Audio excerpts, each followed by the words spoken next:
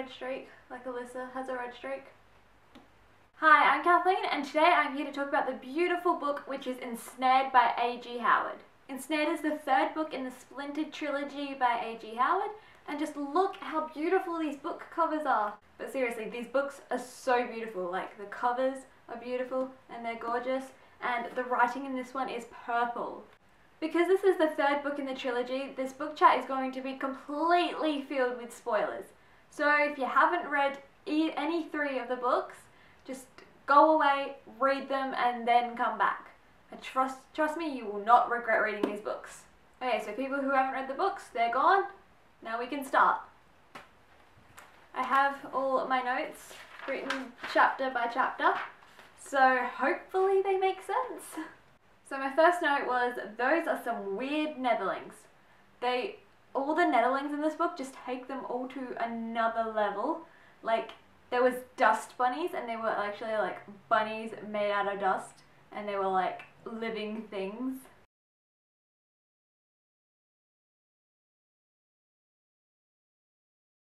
And then she goes into Red's memories, and of course that's gonna make her even crazier. Like, Red skinned March hairless, so that's why he's hairless, because Red skinned him. And then later on we find out that Red was the one who pushed Humpty Dumpty off of the wall. Like, that, she is crazy as well. And at that point I was thinking that this book is so much darker than the other two, and it's only page 10. So now Alyssa is embracing her queenly madness, and you do not want to mess with her. Like, even though she is half mortal, and many Netherlings like hate her or make fun of her for that, do not mess with her because she is more powerful than you. Chapter 2. So Alyssa was comparing like the safeness with Jeb and then like the wildness with Morpheus, and I was like, I've heard this somewhere before. There's Damon and Stefan, Spike and Angel, and countless other love triangles. And I am definitely Team Morpheus, which actually fits into my fictional guy type, because, you know, I prefer Spike over Angel, Damon over Stefan. So yeah. And now we see Red's memories, which Red had actually purposely forgot. And now that just kind of brings like the human element to it, and I'm like, nope, still gonna hate her. Chapter 3. At this point, Alyssa can't even think of the colour red without thinking of Red's memories, which, if they're brought to the front of her mind, start to make her crazy. So she finds another way to store the memories without making her crazy. Also, at this point, Alyssa and her father are about like this big. So she finds like a Barbie diary and then writes them in that and then locks them up. And then, like, it's the perfect carry case of a weapon. Chapter 4. So now Alyssa has Red's memories, and Thomas, her father, has his memories, and it turns out he was a knight. So, you know, Alyssa was really meant to be in Wonderland because, you know, the royal blood through her mum's side, and now it turns out her dad was a knight guarding the gate of any elsewhere, Wonderland's even eviler counterpart. And now that her father has his memories back, they find his family in London and prepare to make their way to Morpheus and Jeb in any elsewhere. And I love where the Knights get their funding for like their program and everything. They get it from the Alice books. Like, all the money that Lewis Carroll makes from the Alice books funds their Knight program. Chapter 5. And now they add some Harry Potter into this Alice in Wonderland mix, and there's like invisibility cloaks. Well, they're not really cloaks, they're like invisibility overalls. Like, you put them on and then they like stick to you perfectly, and they have hoods and stuff. Like, they're so cool. Chapter 7. So Alyssa and her dad have made their way to any elsewhere, and Alyssa rolls and falls down a hill, and guess who the first person she sees is? Morpheus. But then it's like really weird, and Morpheus is yelling at rocks. Like, these rocks can walk and talk, but he's yelling at rocks. Already, any elsewhere is really weird. And like, I get that Thomas is trying to be a good dad, he's being protective of his daughter and everything, but seriously, he's kind of annoying me. And then he goes and holds a dagger to Morpheus's throat. So yeah, I get that both Alyssa's dad and mom are trying to be good parents and protect her and that, but they just kind of really annoy me, and they get in the way of my OTP. Chapter 8. Well, look who dragged the cat in. A.G. Howard, how long have you been waiting to use that one? The Queen of Hearts' name is Hart, just H-A-R-T, so that made me think of Hannah and Mamrie Hart, and now the Queen of Hearts looks like Mamrie in my head. Here we learn that the Queen of Hearts takes like the hearts out of people, and it was very Once Upon a Time-ish. Chapter 9. So they show up at this mountain cave thing, and Morpheus just disappears, and they're fighting graffiti. Yep, the weirdness just keeps on coming in Any Elsewhere. And this is when we learn Morpheus doesn't have his magic anymore. When him and Jeb went through the portal to Any Elsewhere, Jeb got Morpheus's magic. So is Jeb a Netherling now? We also meet Carbon Copy in this chapter, and I don't call him that, I call him Jebbot, you know? Like from Buffy the Vampire Slayer, the Buffy bot. And what I love about Alyssa is that rather than being stuck in like the Jeb, Morpheus, Alyssa love triangle, she'd rather just leave them and then just go it alone. She's like, stop this. Also in this chapter, when Jeb was keeping Alyssa's dad away from her, I was like, this is very Morpheus at the beginning of Splintered, like when he was keeping Jeb away from her. And at the end of this chapter, Jeb did something really stupid. He declared himself a god. Nothing ever good happens when you declare yourself a god.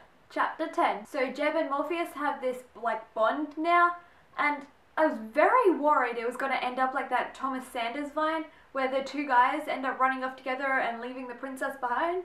And Thomas was really annoying me again in this chapter. He's obviously Team Jeb, but he does not get to make decisions for Alyssa. She gets to make them on her own. I don't care if you're her dad. And now Alyssa is just wanting to make everyone happy, and you know that's not going to be good. Chapter 11. I'm not really liking this Jeb. It's described somewhere in the book that he's like becoming sort of like a magic addict. So, not good. I really just wanted him to give his magic back to Morpheus and just be Jeb again. So Jeb is thinking that Alyssa has chosen Morpheus by this point, and that's also just really annoying because Jeb's being brooding and everything, and I hate brooding. This is why I like Morpheus and Spike and Damon, because there's less brooding than their counterparts. Remember that diary that Alyssa wrote Red's memories in? That's now protecting her against everything that she thinks is a danger, I guess. And apparently that includes Jeb. Though Jeb has gone a bit mad, so yeah, I really want the old Jeb back. And we also learn that Jeb's magic is purple because he has some of Morpheus's blue magic and Red's red magic. So that's what's making him mad. Chapter 13. Morpheus shows Alyssa a dress he made for her, which is made out of butterfly wings. And all I could imagine was Effie's butterfly dress in Catching Fire.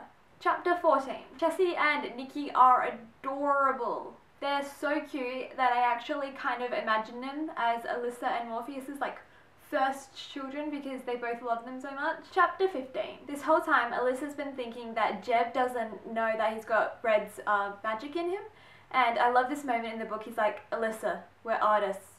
Red plus blue equals purple.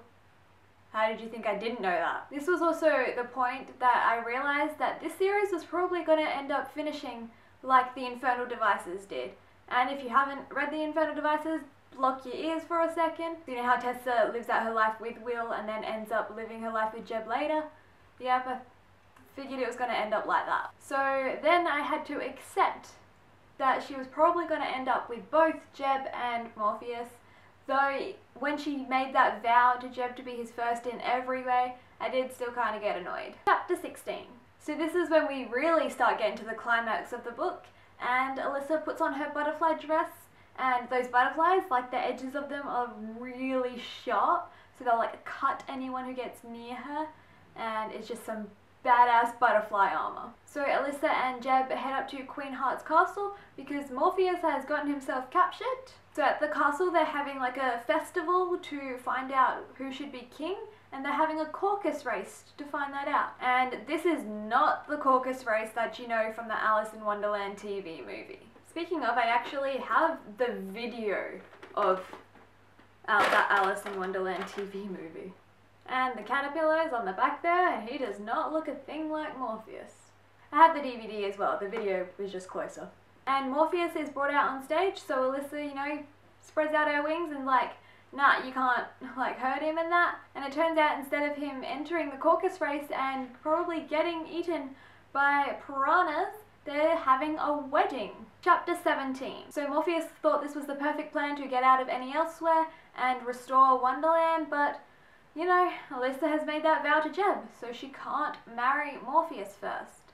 And we get more Queen Heart in this chapter, and I thought Cora and Regina from Once Upon a Time were bad, but Queen Heart, whoa. Through the whole book, Alyssa has been feeling something wrong with her heart, and this is the chapter where it confirms that Red has like put some sort of curse on her heart, and if she doesn't stay in Wonderland, it will break in half, literally. Chapter 18. So I only have 2 notes for chapter 18, and the first one is, no, Red, you will not touch that child. Red wants to possess Alyssa and have her life and raise a child with Morpheus herself, and no way. The second one is, man, these possessions are getting out of hand.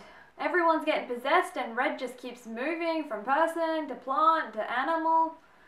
It's ridiculous. Chapter 19.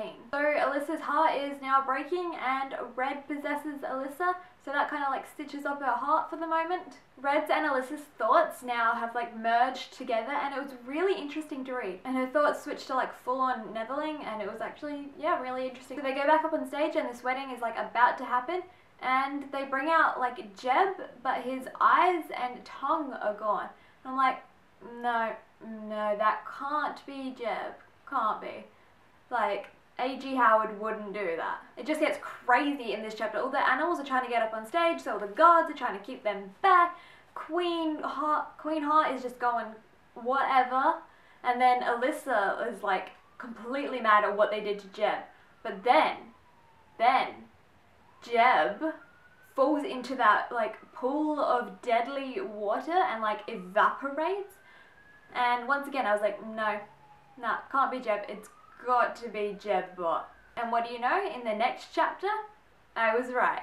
Chapter 21. We're back in Wonderland now. So you know everything's gonna be alright. We all head up to Ivory's ice castle. So of course that castle is going to look like Elsa's ice castle in my head. I really like Queen Ivory. Like, she's just the nice one. And there was a quote I really loved in this chapter. It was, you must both be willing to compromise, see past her needs, and accept that she is meant for more than fulfilling your expectations of her. Like, even Ivory was over this love triangle thing. Chapter 22. Everyone's kind of made a habit of scaring Alyssa in this book. Like, you know she acts first and then thinks later. So you need to explain things to her first and then tell her about them. So now that they're back in Wonderland, they're fixing everything, and Jeb is like painting Wonderland back to life, which kind of sounds cool. But after Jeb paints Wonderland back to life, he's also giving up his magic so he can go back and live in the human world. And with his magic goes his art as well. So he's giving up his art to be in the human world with Alyssa. Chapter 23, and the last chapter. So Alyssa is finally making good on that vow she made Morpheus to spend 24 hours with him, but she found a technicality in it and made it only 12 hours. And when they get back to his room, he vows that he would not get in between Jeb and Alyssa, but he thinks that Alyssa might get in between them. But of course she won't, because she's Alyssa. And I'm glad that Morpheus keeps planning on pushing Alyssa to do her best, even though he only gets her at night times in her dreams while she lives in the human world. And during the epilogue we only get a tiny snippet of Alyssa's future, and she doesn't tell us how many children she has or when Jeb dies, but I do want to know that stuff, A.G. Howard. So Alyssa has silenced all the bugs and plants so her family doesn't think they're going crazy. And right at the end of the book we see an elderly Alyssa come down the rabbit hole and fall into Morpheus's arms, and as soon as the crown is put onto her head she becomes 16 again, and now she gets to live forever with Morpheus in Wonderland. And I really do want to see like a spin-off of one of Alyssa's descendants from the human realm, like finding the rabbit hole and going down and then discovering Wonderland, and just seeing how Morpheus and Alyssa and their family are those days and how they react to her other family. And that is all. Thank you so much, A.G. Howard, for writing these beautiful books, and I do really need more. Thank you so much for watching, and please give this video a thumbs up and comment below what you loved about this book, and please subscribe to my channel if you haven't. So yeah, bye!